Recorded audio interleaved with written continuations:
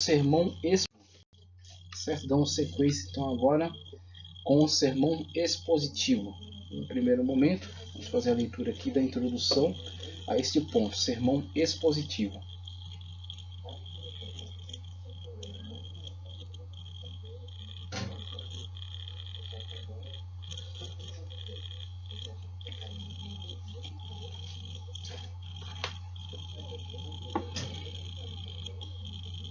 Sermão expositivo.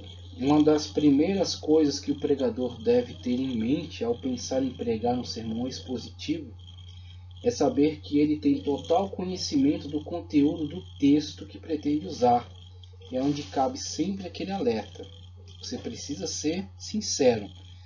Ser sincero primeiramente consigo mesmo e saber se você tem condições de adentrar por esse texto para trazer um esclarecimento satisfatório e seja fidedigno naquilo que está sendo proclamado, tá certo? Para que você não distorça o texto, para que você não produza heresias, você não seja uma fonte de destruição e não de salvação e edificação de vidas. Então, primeiramente, o conhecimento do texto. O sermão expositivo exige isso. Que as outras formas de pregação não exigem também conhecimento, mas por algumas não se aprofundarem tanto na análise do texto, por usarem apenas alguns aspectos relevantes e não uma análise profunda sobre ele mesmo, muitas das vezes elas proporcionam um maior acesso. Então, temos um sermão temático, uma vez que aquele versículo lido relaciona-se com o tema principal, ele pode ser útil para aquela pregação naquela estrutura. Então, o temático estabelece qual foi o tema principal e vincula textos que serão citados ao longo da escritura, vinculados àquele tema central. Então, apenas algum aspecto daquela leitura daquele versículo está relacionado, e isso é suficiente. Então, com isso, vai construindo uma ideia geral acerca do tema, ou explicando, ou indagando, ou expandindo, vai construindo a ideia geral sobre o tema. No textual, como vimos, o texto é a base, subdivide-se o texto, para cada subdivisão associa-se a uma outra citação bíblica que se relacionará com aquela subdivisão e que também, num contexto geral, explicará o tema que foi tirado daquele mesmo texto. Então, vemos aí o termo textual dá um pouco mais de liberdade, mas subordinando o texto ao texto escolhido e explicando cada uma das suas subdivisões. Agora, no sermão expositivo, temos o tipo de pregação que mergulhará no texto. Então, o pregador vai elencar, vai escolher um texto da Escritura, que pode ser um texto longo, porque esse tipo de sermão é próprio para aquele que está ministrando um estudo, um estudo mais profundo, um estudo mais demorado. Então, escolhendo o texto, ele vai fazer uma análise profunda sobre o texto, por isso que é imprescindível o seu conhecimento vasto, profundo daquele texto. As suas explicações, as informações que vão trazer mais elucidação, vão trazer mais explicações, a análise textual, as citações que ele vai fazer, vão estar todas relacionadas àquele texto ao qual ele está analisando, que ele está mergulhando, se aprofundando e trazendo à igreja um conhecimento muito mais profundo, muito mais vasto sobre aquele texto. Pois um sermão expositivo é basicamente um estudo bíblico localizado. O seu principal objetivo é a exposição do texto sagrado em uma forma clara e direta. Esse tipo de sermão é a forma mais construtiva na arte da pregação para se edificar uma congregação, uma vez que o seu método é mais eficiente para edificar os crentes na vivência cristã, porque ele traz ensinos fundamentais da Bíblia Sagrada. Pois, ao interpretar a Bíblia Sagrada, o pregador cumpre a ordem imperativa do Senhor Jesus, que disse: ide e ensinai. Então, vemos aqui, conforme o texto que também trouxemos, o pregador deve atender prioritariamente a esta ordem: ide e ensinai. É a ordem do Senhor Jesus Cristo. E ide e ensinai a palavra dele, a palavra de Deus, a palavra revelada, não as suas próprias ideias, não o seu próprio pensamento, mas sim a palavra. Dedicar-se na comunicação eficaz da palavra de Deus, que nos salva, a palavra de Deus que nos purifica, que nos limpa, que nos ensina, que nos edifica. Então, o pregador deve ser proclamador desta mesma palavra, atendendo a esta ordenança: ide e ensinai. Partimos agora ele começa a trazer aqui uma explicação sobre definição, texto, título, tema, divisão principal, subdivisões, material usado. Ele deixa uma advertência aqui também para aqueles que vão iniciar o trabalho de pregação num sermão expositivo. Então, primeiramente, a definição.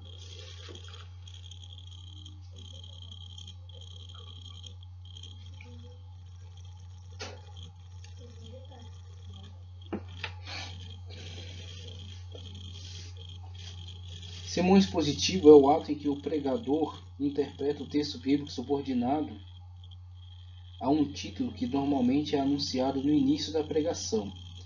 O texto lido pode ser breve ou longo. O que importa é que nesse tipo de sermão o pregador explique para seus ouvintes de maneira direta e clara seu conteúdo, transmitindo assim a sua lição, pois o valor de qualquer sermão, seja expositivo, temático, textual, reside na lição que ele produz para os seus ouvintes. Aí veja, o título, né? O título é extraído do sermão, o título é extraído do texto. Então, o texto escolhido, muitas das vezes, para um sermão expositivo, um texto longo. Às vezes não será necessário, às vezes um pequeno texto tem um significado muito profundo. Então é suficiente, muitas das vezes, um texto pequeno, mas com significado tão profundo que necessitará que o pregador se detenha ali durante um bom tempo para trazer uma explicação de modo que a igreja possa entender, possa compreender. Mas geralmente um texto um pouco mais longo. Então, ao analisar esse texto, tomar conhecimento da totalidade do texto e entender o que há de fundamental ali, qual é a ideia principal que ele proclamará, que ele quererá que o público entenda, tá certo? Que o público compreenda, ele vai construir. Por isso que muitas das vezes é dito que o título é a última coisa que se dá. Por quê? Uma vez conhecendo o texto, analisando o texto, estudando, ao querer sintetizar aquele texto, ao querer fazer como que uma propaganda, você acabou de construir um objeto muito importante, um objeto que será extraordinário para as pessoas, vai ajudar muitas pessoas. Você quer que as pessoas tenham uma primeira impressão impactante sobre aquele objeto, né? Quer que as pessoas consigam absorver a ideia que você quer comunicar, a importância, né? O valor, né? A complexidade daquele objeto. Ao construí-lo e ao entender como ele funciona e querer que as pessoas também se interessem por ele, você dá a ele um nome. Você nomeia ele, um nome que seja adequado, um nome que transmita a ideia correta, a ideia certa do que aquele objeto se propõe a fazer. Então, isso estamos falando de um objeto qualquer, um celular, um computador, uma TV, né, um rádio e um texto. Então, analisou-se o texto, entende-se o texto. Você absorve do texto qual é a ideia principal, qual é o assunto dele, do que você vai tratar ali. Então, ao você ter esse conhecimento, você está de posse dele, você nomeia-o, você dá um título a ele que seja chamativo. Um título que expresse, né, que sintetize a ideia principal daquele texto. Então, o título desse texto vai ser também orientador. Mesmo que você vai fazer análise e vai trazer diversos tipos de explicações sobre esse texto, subdividindo, analisando cada ponto e juntando, né, concatenando cada análise dessa sobre cada tópico e cada subtópico, a ideia central, esse título será norteador. Então, ao longo da pregação, você vai repetir esse título, você vai repetir esse tema, por exemplo, que foi escolhido, este assunto que foi entendido que é o assunto central, o assunto principal, que terá que ser compreendido, absorvido, né, pelo público, para que isso seja uma verdade para eles e para que isso modifique a vida deles, isso influencie-os a estarem conforme aquele padrão, aquela medida da Sagrada Escritura, né, está atendendo aí aos padrões de Deus. Você vê, isso que é importante, esse elemento de orientação, ele é norteador, tá certo? A sua mensagem estará toda subordinada àquele texto, mas é necessário esse título que é norteador, que é instigador também para o povo, né, para que o povo se interesse em entender aquela mensagem que será proclamada. O texto. Embora em alguns casos específicos o pregador possa escolher um texto relativamente pequeno, e aí temos aí aquela questão de um texto ter um conteúdo tão profundo que não é necessário que seja grande, né? Por exemplo, porque amou Deus o mundo de tal maneira que deu seu Filho unigênito, para que todo aquele que nele crê não pereça, mas tenha a vida eterna. Ao meu ver, somente esse versículo abre a possibilidade de uma pregação de um sermão expositivo, onde o pregador pode se deter durante muito tempo explicando cada fragmento do versículo, trazendo aí um estudo de modo que o povo venha absorver mais conhecimento acerca da profundidade desse texto, pequeno texto, um versículo, só que é de uma profundidade insondável. Agora tem textos que têm ideias um tanto mais óbvias, não há muita profundidade neles, mas são importantes. Então será às vezes um texto um pouco maior, mas é importante que seja também proclamado com muita responsabilidade. Então veja, relativamente pequeno. A tendência para se pregar no sermão expositivo é sempre escolher a leitura de um texto médio ou grande, mas há casos em que o texto é curto, porém com significado amplo, e há casos em que o texto é extenso, porém com pouco significado. Aí temos narrativa histórica. Uma narrativa histórica tem muita coisa que é só comunicação acerca de algum fato que nem é tão relevante, mas é necessário se comunicá-lo para que se entenda o contexto. Então, fulano saiu, deslocou até tal lugar. Essa leitura que você fez desse deslocamento, não há muita profundidade disso, é somente uma informação, mas ela vai ajudar na compreensão geral, né, do porquê, entender quais as razões pelas quais o personagem passou pelo que passou, fez o que fez. Então, são importantes na comunicação, mesmo que não sejam tão profundas, né, não seja de uma complexidade, não tenham muita profundidade, mas são importantes. Então, por isso que às vezes algum pregador, ao transmitir um sermão expositivo, escolhe um texto que tem um tamanho grande, médio ou grande. Mas há casos em que o texto é curto, porém com um significado amplo. Há casos em que o texto é extenso, porém com pouco significado. O que importa mesmo na leitura de qualquer texto, seja ele extenso ou curto, é que o pregador interprete de forma simples e clara para os seus ouvintes. Então, quando ele fala que interpretar de forma simples, não é necessariamente que você não possa usar palavras, termos técnicos, palavras um pouco mais complexas. Por exemplo, quando você prega, você precisa usar alguns termos técnicos que expressam aquela ideia. Você diz que aquele evento é tipológico, ou que, de acordo com a teologia reformada, fala acerca do supralapsarianismo, ou fala que essa linguagem é antropomórfica ou antropopática. Muitas vezes você precisa usar essa linguagem que expressa aquela ideia, né? É um termo técnico cunhado para expressar determinada ideia específica. Agora você até pode usar, mas tem que tomar cuidado para não exagerar no uso dessas palavras para não tornar seu sermão inacessível. Senão as pessoas, ao se depararem com um sermão que elas não estão mais entendendo, elas perderam o fio da meada, elas se desinteressam. Aí você perdendo a atenção deles, não lhes comunica a mensagem, sua mensagem está ineficaz. Por mais decorada que seja, você perdendo a atenção das pessoas, houve um distanciamento, um abismo entre você e o público, e a sua mensagem vai ser perdida, vai ser jogada ao léu, vai ser desperdiçada.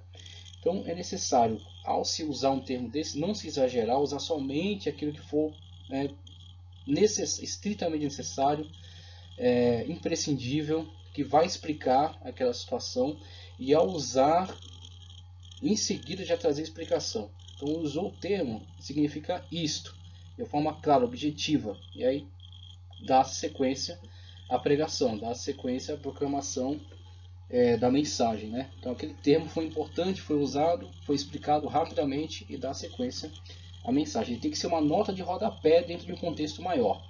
E o contexto maior é a palavra de Deus sendo pregada em toda a sua simplicidade. A palavra de Deus é profunda, mas não precisa ser um enigma. Ela tem que ser desvendada para as pessoas. O tema ou título, na verdade, está um pouco relacionado com a definição, como vimos lá.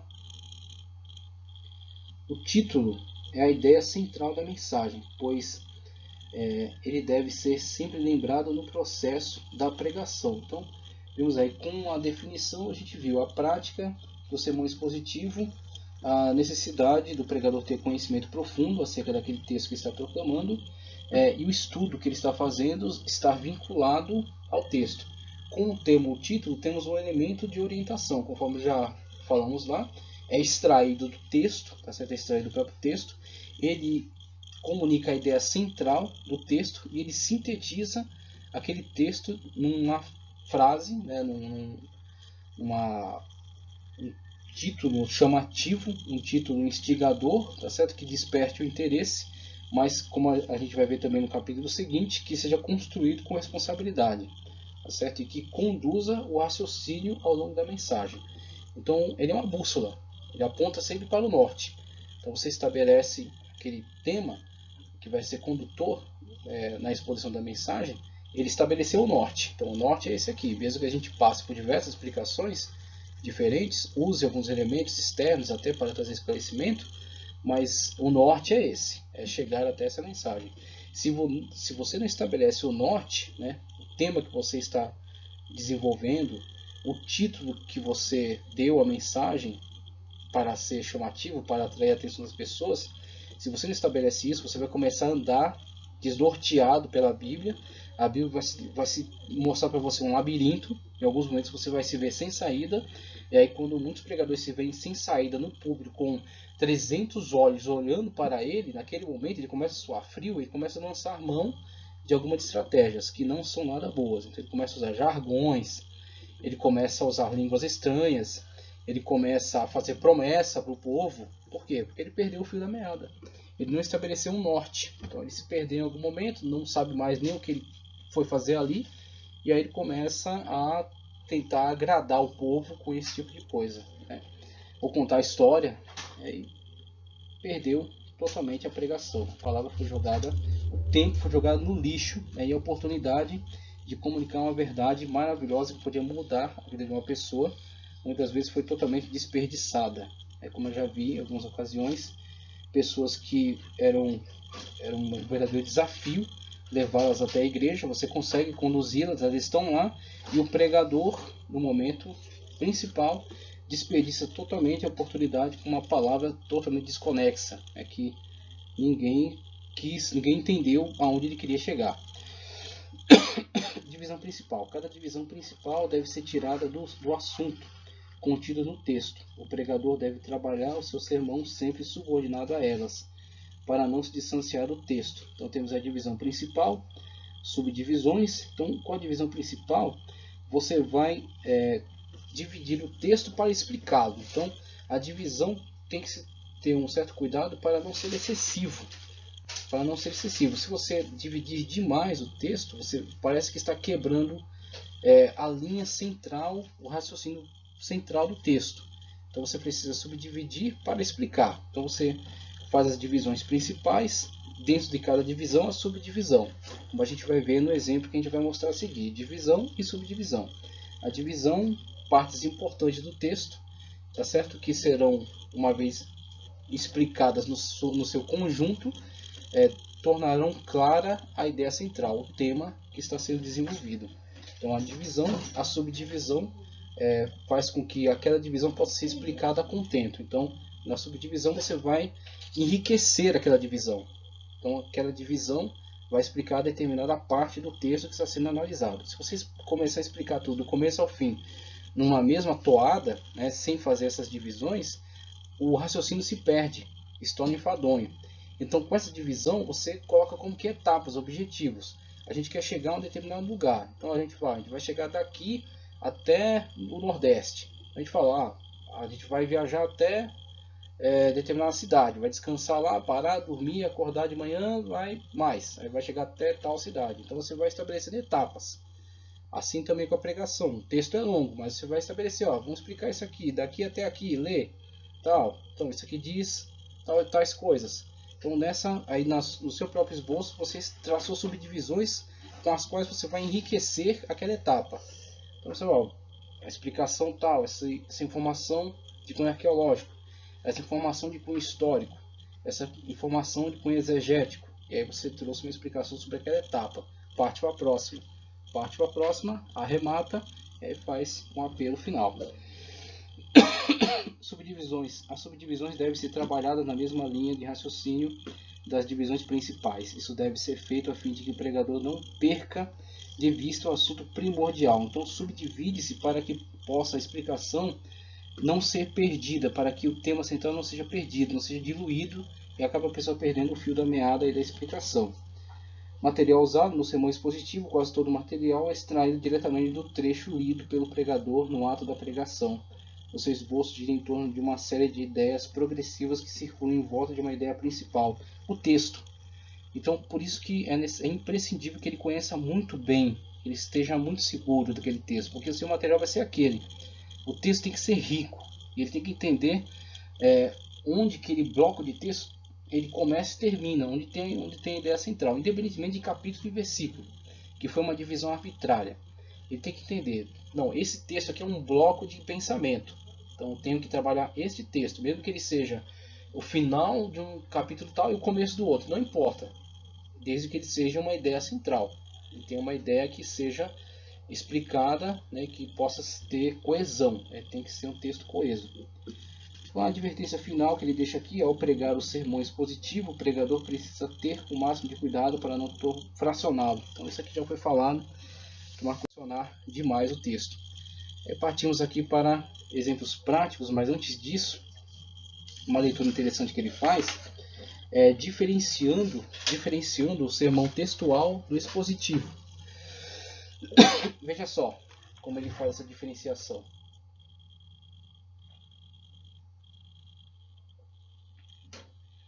Observando, a grosso modo, parece que o sermão textual não é diferente do sermão expositivo, mas o próprio nome dos dois sermões, por si só, já trazem a ideia de que não se trata da mesma coisa. A primeira diferença reside no fato de que o sermão textual é constituído de uma pequena porção bíblica, geralmente menor do que o sermão expositivo, podendo ser até um capítulo inteiro da Bíblia. Pulei. O sermão textual é constituído de uma pequena porção bíblica, já o sermão expositivo é constituído de um texto mais extenso, podendo ser até um capítulo inteiro da Bíblia. Então temos aí uma primeira diferenciação, que é mais óbvia, que é mais evidente, entre a extensão do texto textual, geralmente é menor, sendo o texto base para a mensagem, subdividindo, trazendo sobre cada subdivisão dessa uma explicação. Cada subdivisão do texto do sermão textual se associará a um outro versículo bíblico que não necessariamente está naquele texto. Então o pregador tem mais liberdade de passear pela escritura, não tanto quanto no temático, mas tem mais do que no expositivo. Então, a gente pode estabelecer aqui uma diferenciação. O temático, uma vez que ele estabeleceu o tema, como já falamos na aula que demos sobre sermão temático, às vezes de uma palavra que foi lida ali dentro de um contexto, de um versículo, tá certo? De uma palavra você estabelece que o tema é aquele e você vai caminhar pela Bíblia relacionando a outros versículos que também tenham aquele tema, podem ser relacionados, que vão trazer diversas formas de expandir o conhecimento sobre aquele tema. No sermão textual, como já falamos também, o texto fornece as bases de subdivisão. Lê-se o texto, subdivide e para cada subdivisão associa-se a um outro versículo que também está estabelecido com aquela subdivisão e que contribui no entendimento geral sobre o texto que está sendo pregado. No sermão expositivo, geralmente o texto é maior, as subdivisões são para a compreensão do tema central e o que ele deixa claro aqui, o pregador não tem tanta liberdade de ficar passeando pela Bíblia fazendo citações de livros diversos. Por quê? Ele já tem um texto extenso para trazer explicação. Se, além disso, ele for agregar outros textos fora daquele contexto que ele está lendo, esse sermão torna-se extremamente grande e enfadonho. Então, no sermão expositivo, o pregador contenta-se com aquele texto que já foi lido, texto extenso, ou que será lido ao longo da sua mensagem, subdividindo e explicando, tá certo? Se mantendo dentro daquele mesmo texto que ele está pregando, não necessariamente associando a outras leituras. Ele até pode citar, então ele cita, associa na sua mensagem, na sua explicação, vai citando, mas não necessariamente conduz a igreja a ler aqui, depois ler um outro texto, depois voltar para o texto, porque no sermão expositivo o seu texto já é extenso, certo? Então, ele vai citar alguns outros textos para trazer elucidação sobre o texto que ele já está utilizando na sua pregação. O pregador, as divisões servem apenas como uma linha de raciocínio para o pregador expor o assunto do esboço que pode caminhar em toda a Bíblia, isso que é o sermão textual, através das subdivisões que são baseadas nas divisões principais. Já no sermão expositivo, Isso não pode acontecer, pois ali o pregador tem a obrigação de se prender ao texto, que ele anunciou e leu. As seguintes divisões que ele irá fazer provêm da própria passagem bíblica e não podem ir além, pois nesse sermão o pregador se limita a interpretar o texto para seus ouvintes, fazendo a devida aplicação necessária e cabível. Então, a explicação sobre aquele texto está vinculado ao texto. O sermão textual e o expositivo podem ser comparados a uma casa. No textual podemos caminhar pela casa toda, a Bíblia, né, fazendo aí uma metáfora com a Bíblia, falando de algum tipo de material encontrado em várias partes dela. Mas no expositivo só podemos andar numa parte da casa, um texto, explicando detalhadamente tudo aquilo que pode ser visto ali. Então, o sermão expositivo vai detalhar, como uma pessoa, por exemplo, está fazendo uma análise arqueológica de uma determinada edificação. Então, se ele fosse fazer um sermão expositivo comparando com essa análise, ele fala sobre um pouquinho do quarto, da sala, da cozinha, o que há de relação entre eles, vão usar no mesmo material em cada cômodo e tal. Agora, se a mensagem for um sermão expositivo, usando esse exemplo, ele vai pegar só a sala e vai analisar. A sala tem isso, tem isso, tem isso, tem isso, tem aquilo, tal, a situação é essa. Vai analisar detalhadamente somente aquele cômodo. Então, a diferença aí, nessa metáfora, entre sermão textual e expositivo. Agora, caminhando já para o final, exemplos práticos. Exemplos práticos aí para a gente ver a construção de um sermão textual. Então, escolhido aqui, Lucas 15, 11 ao 32. Veja, e disse, um certo homem tinha 2 filhos. Né? O Senhor Jesus Cristo disse. E o mais moço deles disse ao pai, Pai, dá-me a parte dos meus bens que me pertencem, né? Como se ele tivesse algum bem ainda, né? Ele sepultou o pai vivo, né? Então os bens ele só terá direito a alguma parte, que aliás não é no tamanho que ele estava imaginando aí, porque a prioridade é para o mais velho, tá certo? E ele repartiu por eles a fazenda. E poucos dias depois, o filho mais novo, ajuntando tudo, partiu para uma terra longínqua, e ali desperdiçou os seus bens vivendo dissolutamente. E havendo ele gastado tudo, houve naquela terra uma grande fome, e começou a padecer necessidades. E foi e chegou-se a um dos cidadãos daquela terra, o qual mandou para os seus campos a apacentar porcos. Aí vejo um elemento aí de escândalo já para aquela sociedade que era alvo desta mensagem, né? E que trazia também um profundo significado aí de perda, né? Um significado aí de, vamos dizer assim, de queda, né? Ele foi submetido a esse tipo de profissão que era detestável para eles, né? Que era algo repugnante, né? Então está associado também a um sentimento particular daquela sociedade. Para hoje não tem toda essa carga sentimental, mas para aquela sociedade sim. Ele foi alimentar porcos, veja só, e desejava encher o seu estômago com as bolotas que os porcos comiam, e ninguém lhe dava nada. E tornando-se assim, disse, quantos jornaleiros do meu pai têm abundância de pão, e eu aqui padeço de fome. Levantar-me-ei e irei ter com meu pai, e dir-lhe-ei, pai, pequei contra o céu e perante a ti. Já não sou digno de ser chamado teu filho, faze-me como um dos teus jornaleiros. Isso é muito importante, né? A tomada de decisão, o arrependimento, a humildade e esse posicionamento que ele pensa em tomar perante seu pai. Não de ser restituído ao mesmo status que tinha, mas até ser aceito num status inferior, o que já lhe seria melhor do que a condição em que estava, né? Então vemos a natureza do arrependimento, a natureza de um verdadeiro arrependimento. E levantando-se foi para seu pai, e quando ainda estava longe, viu o seu pai, ou seja, seu pai já esperava por ele. Então, antes dele mesmo ver o pai já o via, né? Importantes elementos aí de destaque na mensagem. Todos eles são muito significativos para aquilo que Cristo está querendo construir na mente deles em relação ao perdão, à misericórdia de Deus em relação ao pecador. E se moveu de íntima compaixão, e correndo lançou-se-lhe ao pescoço e o beijou. E o filho lhe disse, pai, pequei contra o céu e perante a ti, já não sou digno de ser chamado teu filho. Mas o pai disse aos seus servos, trazei depressa a melhor roupa, e vestiu-lhe, e pondo-lhe um anel na mão, e alparcas nos pés, e trazei o bezerro cevado, e matai-o, e comamos, e alegramo-nos. Porque este meu filho estava morto e reviveu, tinha se perdido e foi achado, e começou a alegrar-se. E o seu filho mais velho estava no campo quando veio e chegou perto de casa e ouviu a música e as danças. E chamando um dos servos, perguntou-lhe que era aquilo. E ele lhe disse: Veio teu irmão e o teu pai matou o bezerro cevado, porque o recebeu são e salvo. Mas ele se indignou e não queria entrar. E saindo o pai, instava com ele. Mas respondendo ele, disse ao pai: Eis que te sirvo há tantos anos, sem nunca transgredir o teu mandamento, e nunca me deste um cabrito para alegrar-me com os meus amigos.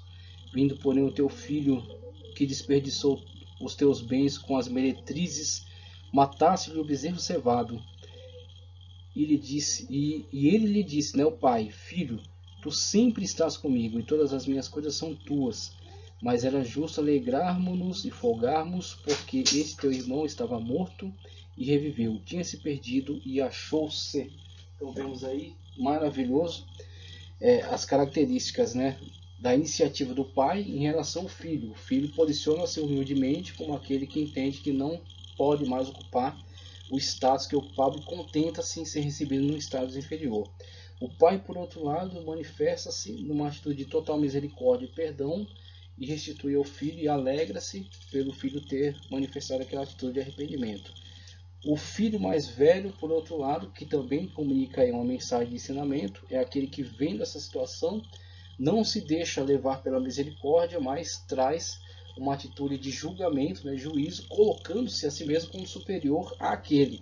Cristo está também confrontando aqueles que entendem que a sua justiça própria, né, que o seu alto valor os coloca num patamar de superioridade em relação a outros que estão perdidos numa vida de pecado. Cristo os confronta. E aí o pai fala, né, o que eu tenho é teu, mas não desfruta, né? A pessoa não consegue desfrutar dos bens de Deus. Por quê? Por causa de um sentimento que carrega de arrogância e de superioridade. Então você vê que o pai iguala os dois filhos no mesmo momento. Ao filho manifestar atitude de arrependimento, ele é restituído à família num patamar de igualdade. E na verdade aquele filho mais velho, ao ver essa situação e não manifestar tal atitude de regozijo, de alegria, de misericórdia em relação ao seu irmão, que voltou de uma vida de pecados, na verdade ele também será repreendido pelo pai. Então é muito profundo, é muito maravilhoso. Veja, a gente traz uma subdivisão aqui somente para comunicar uma parte desse conhecimento. Então veja, a gente subdivide em 3 tópicos: um jovem egresso, ou seja, aquele que vai para o mundo de pecado; um jovem ingresso, o jovem que se afasta do pai; o jovem ingresso, aquele que adentra nessa, ele se arrepende, ele se conscientiza, né, quando ele cai em si, como diz aí o texto; e um jovem regresso, quando, arrependendo-se, toma uma atitude, uma ação de buscar a reconciliação.